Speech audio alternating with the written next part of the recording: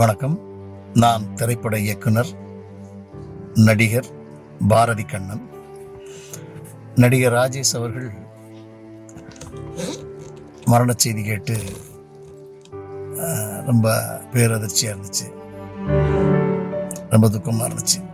ஏன்னா ரொம்ப யதார்த்தமாக பழகக்கூடியவர், கொஞ்சம் உண்மையாக வாழணும்னு ரொம்ப ஆசைப்படுவார். சினிமாக்காரர்கள் மாதிரி எந்த தவறுகளையும் நம்ம பண்ணிடக்கூடாது அப்படிங்கிறதுல ரொம்ப பிடிவாதமாக இருந்தார்.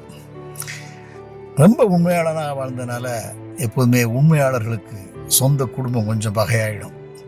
தான் பிள்ளைக்கு செய்யலையேங்கிற மனைவி வருத்தம் உண்டு. மகனுக்கு அப்பா நமக்கு நிறைய வாய்ப்பு வாங்கி கொடுத்துருக்கலாமே என்ற ஆதங்கம் உண்டு. அவருடைய சகோதரர்களுக்கும் அந்த ஆதங்கம் உண்டு. அண்ணன் நினச்சிருந்தா நமக்கு பெரிய வாய்ப்புகள் வாங்கியிருக்கலாம், அவர் வாய்ப்பு வாங்கி கொடுக்கல அப்படிங்கிற ஒரு ஆதங்கம் உண்டு. ஏன்னா இவர் நேர்மை, உண்மை, சத்தியம்னு வாழணும்னு ஆசைப்பட்டார். அது யார்ட்டையும் போய் வாய்ப்பு யாருக்காக கேட்கக்கூடாது, அவர்கள் திறமையில் அவரவர்கள் வர வேண்டும் என்ற எண்ணம் கொண்டவர். அவர் பேசிக்காக கிறிஸ்துவ மதத்தில் பிறந்திருந்தா கூட இந்து கோயில்களுக்கு, மசூதி, தர்காக்களுக்கும் செல்வார். ஏன்னா எல்லாத்துலேயுமே அவருக்கு ரொம்ப ஈடுபாடு உண்டு. எல்லா இடத்துக்கும் போகணும் அப்படின்னு நினைப்பார். அவருக்கு ஆரம்ப காலங்களில் தெய்வ நம்பிக்கை இல்லாமல் இருந்துச்சு. எனக்கு ஒரு 25-30 வருட காலமாக அவரை தெரியும்.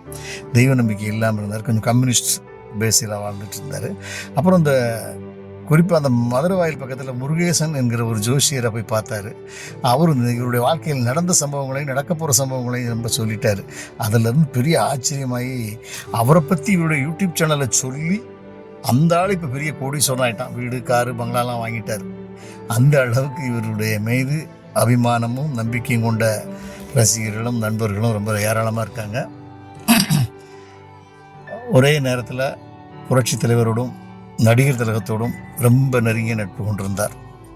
நடிகர் திலகத்தின் நடிப்பில் ரொம்ப அடிமையானவர். புரட்சி தலைவருடைய அன்புக்கு ரொம்ப இவரை நிகழ வைத்த சம்பவங்கள் நிறையா உண்டு. ஒரே நேரத்தில் 2 பக்கமும் பழகிட்டு இருந்தார்.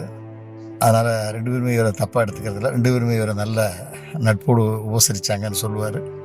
அது மாதிரி பத்மஸ்ரீ கமல் அவர்களுக்கு நெருங்கிய நெருக்கம் கொண்டவர். இவருடைய திறமையை அவர் அறிந்தவர், அவருடைய திறமையை இவர் அறிந்தவர். இப்படி நிறைய அவரை பற்றி சொல்லிகிட்டே போகலாம்.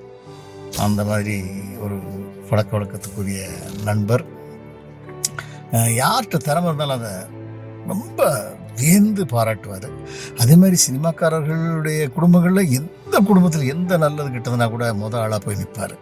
எனக்கு தெரிஞ்சு அவருடைய மரண செய்தி கேட்டு நிறைய தாங்க முடியாத கட்டுக்கிற கூட்டம் வரணும். அதுதான் உண்மையிலே நன்றியான ஒரு உலகம். அந்த அளவுக்கு ரொம்ப எல்லாரையும் நேசிப்பார். திறமசாலிகளை வீடு தேடி போய் பாராட்டுவார்.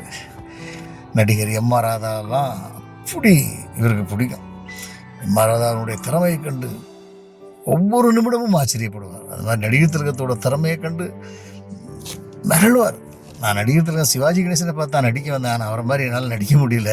ஆனால் என்னை பார்க்குறவங்க சொல்லுவாங்க, நீங்கள் சிவாஜி மாதிரி இருக்கீங்க அப்படின்னு சொல்லுவாங்க. பாரதி கண்ணன் நான் சொல்கிறது, ஏன்னா மக்கள் பார்க்குறவங்கெல்லாம் சிவாஜிக்கு சொந்தக்காரரான்னு கேட்குறாங்க. இதுவே எனக்கு பெருமை. சிவாஜி மாதிரி நடிக்க முடியலனாலும் பரவாயில்ல, அவர் மாதிரி இருக்கேன்னா சொல்கிறாங்களே, அதுவே எனக்கு சந்தோஷம்தான் அப்படின்பாரு.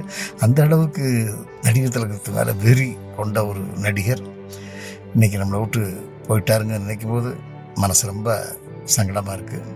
அவருடைய ஆத்மா சாந்தி அடையதுக்கு எல்லாருமா சேர்ந்து பிரார்த்திப்போம். ஒரு நல்ல மனிதனை இழந்து விட்டு தவிக்கிறோம்.